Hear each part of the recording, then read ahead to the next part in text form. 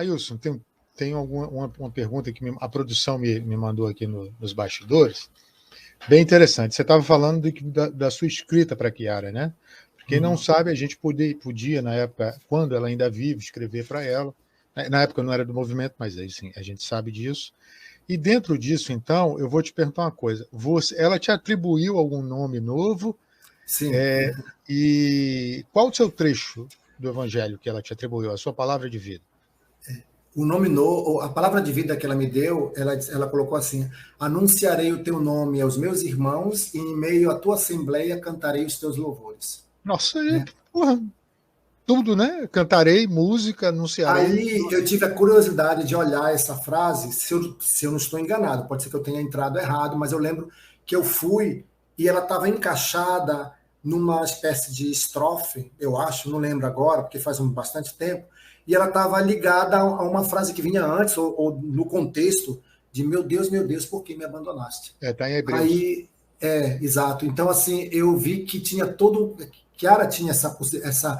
Numa escrita, quando você conta a sua história, ela consegue ver todo por detrás algo, né? Então, ela percebeu que a chave, né, das escolhas, né, é superar os desafios, né?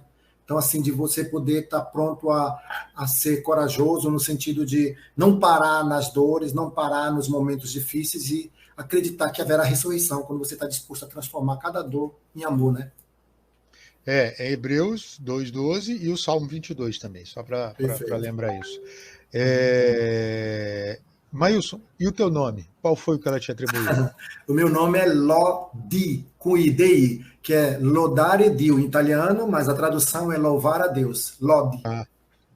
Cara, tá se encaixando, né? A gente tá parecendo, né, que aqueles quebra-cabeças, não, aqueles negócios que a gente montava quando criança, assim, eu não lembro agora, mas que estão se encaixando.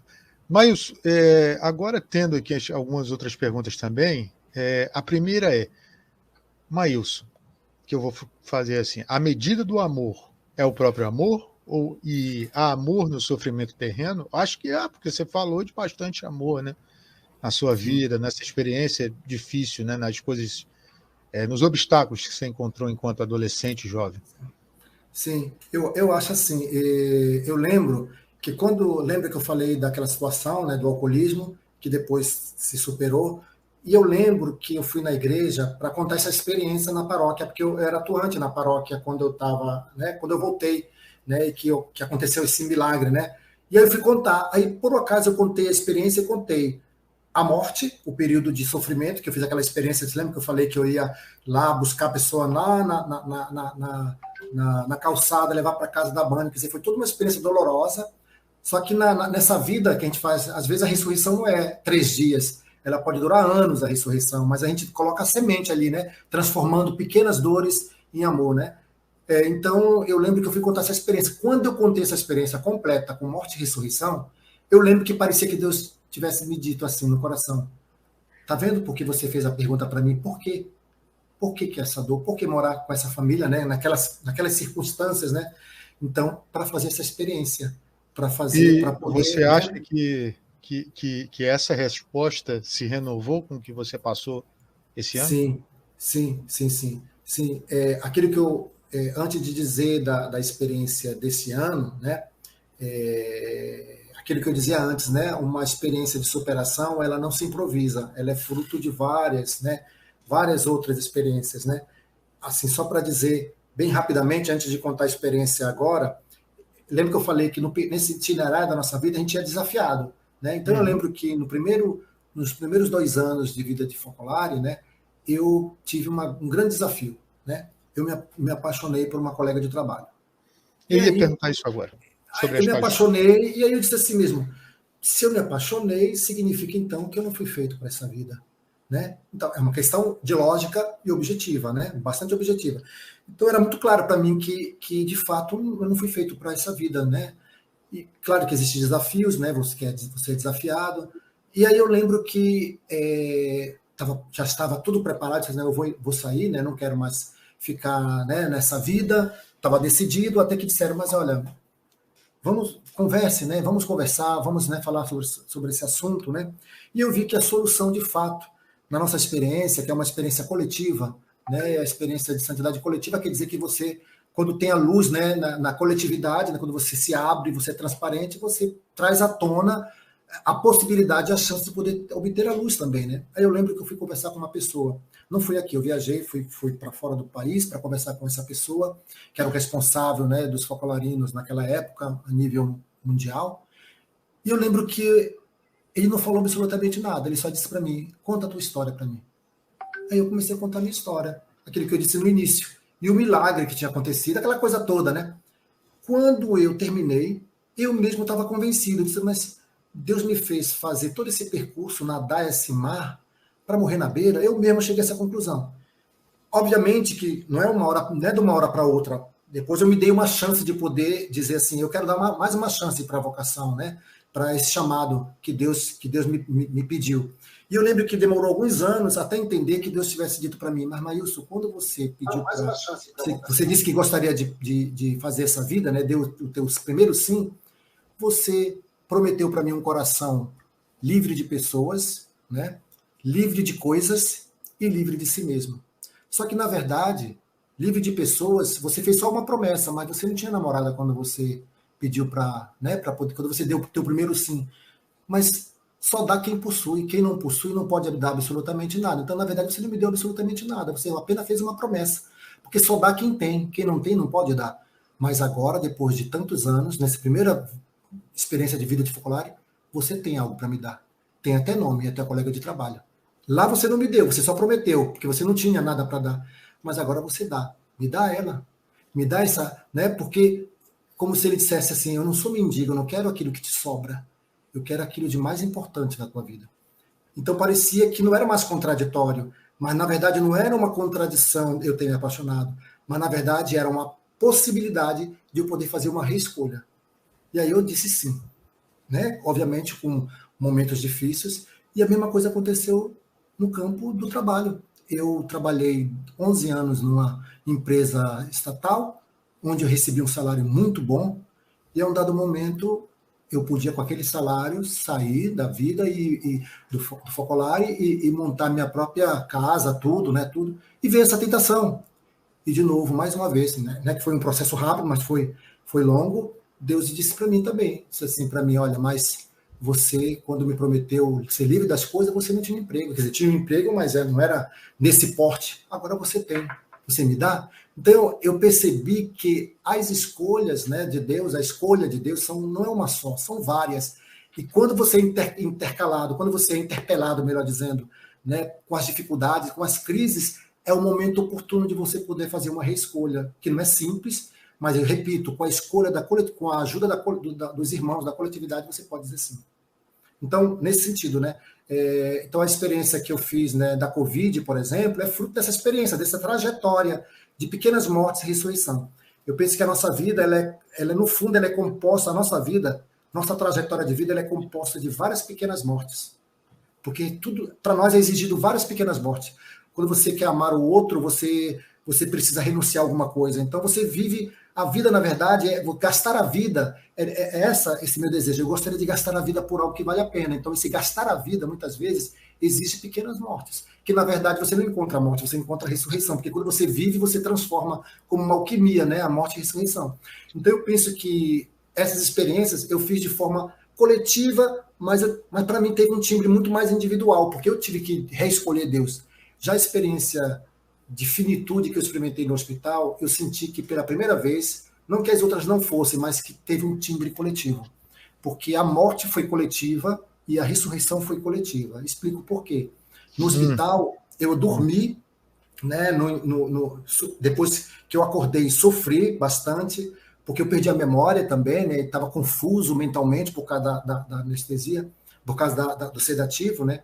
Tanto que Rafael, que era um médico que me acompanhava, que eu conheço muito bem, ele no primeiro dia me perguntou, sabe quem eu sou? Eu olhei para a cara dele e disse, não sei quem é você. Quer dizer, eu não lembrava dele. Mas quem depois é veio o sofrimento, no sentido, mas o que eu estou fazendo aqui? Né? E muitos exames, muita picada. Quando você se tocou mesmo assim da situação, quando você se tocou mesmo assim da situação, depois que você acordou, qual foi o clique, assim, para dizer? Foi porque todos os médicos, ou as enfermeiras, ou as fisioterapeutas que passavam no quarto, repetiu a mesma frase. E eu fiquei impressionado, mas por quê? Aí eu perguntei para Rafael, porque eles diziam assim, você é um milagre. Os médicos. A enfermeira diz assim, menino, que bom que você acordou, você é um milagre, você é um milagre, você é um milagre, você é um milagre. E essa palavra se repetiu na boca dos médicos, na boca dos enfermeiros. E aí eu tomei conhecimento, né, dessa grande rede de amor, né, que foi feita através das orações, né, dos jovens, mas não só dos jovens, foi iniciada pelos jovens, mas pelos adultos, do movimento focolares. Então, essa grande corrente de amor que rezava, eu Inclusive está percebi. acontecendo agora, né? Pois é. Então, eu sentia que aquela experiência não era minha, aquela experiência era nossa. Entende? Então, aquela dor era minha, mas também de todo mundo. Mas a ressurreição também, porque o que aconteceu? Quando eu acordei, e quando você faz uma experiência de finitude da vida, você percebe que as coisas não são mais iguais. E que cada circunstância da vida ela tem que ser aproveitada ao máximo. Você tem quase que degustar como se fosse a última vez. E aí eu percebi que Deus tivesse dito para mim assim mesmo, Maílson, tem algo, talvez, eu fiquei me perguntando, né, por que Deus me fez, digamos assim, quase que retornar, porque me disseram que daqueles que foram entubados, praticamente, acho que se eu não estou, salvo engano, acho que 2, eu e mais um, que conseguimos sobreviver. Então, e uma coisa assim, que estava grave, a situação bastante grave, e no dia posterior até ligaram para o Focolares para dizer alguns procedimentos que eles tinham que assinar, autorizar, para ver que a questão já era quase encaminhada para talvez uma partida, né? Mas daquela noite, que era o último dia, que o outro dia tinha que fazer aqueles procedimentos, houve uma virada que os médicos não sabem o que aconteceu e eu acordei. Então, assim, quase como que eu disse, como se eu sentisse que Deus tivesse dito para mim, tem algo ainda que você precisa, né? Digamos assim, não era ainda o teu momento, né? Digamos assim. E aí eu percebi que Deus tivesse dito assim, um chamado para uma relação mais íntima e mais intensa com Ele. Como se Ele tivesse dito assim, né? Você, que é importante também, né? Você pôde fazer, se doar, né? Fazer várias coisas pelo movimento Gendor, o movimento Gen 2, que é o Jovens do Movimento Popular, fez várias coisas nas cidades, nos estados onde você passou. Tudo isso é muito importante porque você ajudou a construir a obra, mas chegou o momento de talvez mais do que construir a obra, chegou o momento, né, a obra de Deus, né? Chegou o momento talvez que fosse importante você gerar a obra de Deus. E não se gera a obra de Deus sem estar unido a mim. E unido a mim significa esses desafios, né? Essas pequenas mortes de transformar um parto, né? Um parto para gerar a vida precisa passar pela dor do parto, né? Então não se gera nada sem dor. Então me parecia que Deus tivesse dito isso para mim. Aí eu recebi trocentas mensagens para dizer para você que a experiência é coletiva, 2 mensagens significativas. Uma de um jovem que disse para mim que estava afastado de Deus e que estava afastado da comunidade local. E que a minha doença fez ele se aproximar da comunidade e fez ele rezar todo dia. Então ele disse assim, me pegava às vezes, mesmo quando eu não podia estar no texto, eu rezava sozinho. Então eu via que era uma ressurreição coletiva, quer dizer, aos olhos humanos era uma mera estatística, mas aos olhos divinos existia algo talvez por detrás, né? E a outra foi do meu chefe. O meu chefe de trabalho, né, que me ligou, mas outras pessoas também do trabalho, mas ele foi significativo, né? Ele ficou impressionado. Ele disse: eu participei do texto, meu chefe do trabalho, que é um advogado, né, que é o dono do escritório, e disse assim: eu nunca vi pessoas que pudessem demonstrar um amor tão grande para uma pessoa. Eu fiquei emocionado e tocado. Ele usou a palavra convertida, no sentido assim, no sentido não da conversão, no sentido mais, mas ele disse assim: eu fiquei profundamente tocado pelo amor que essa comunidade do Brasil todo e do mundo, me parece, ele disse, que tem por você, esse testemunho de amor. E aí eu entendi que essa ressurreição era coletiva, né? Era quase como uma ressurreição mística, no sentido, era esse Jesus místico, através desse amor, que é o testemunho melhor de uma comunidade, é a reciprocidade do amor, esse que é o testemunho. E eu já tinha falado do movimento para ele, já tinha contado minhas experiências, já tinha, tudo bem, a gente conversou, trocava ideia, mas não foi nada disso que tocou, que despertou ele. O que despertou a sensibilidade dele foi exatamente esse testemunho de amor dessa comunidade para comigo. Então, assim, essas 2 experiências muito emblemáticas, né? Que eu dizia assim, olha só, é quase como uma ressurreição coletiva, né? E isso. Curtiu? Faz uma visitinha na hora do café, pausa para o almoço, naquele chá de cadeira do aeroporto ou dentro do busão. Dá para ouvir até na sala de espera para consulta. Vai lá, aperte o play e confere o episódio todo, tá no YouTube e nas plataformas de streaming, Spotify, Deezer, Amazon Music, Apple Music e Google Podcast. Não esquece de deixar o like, se inscrever, seguir e compartilhar. Um abraço e até mais!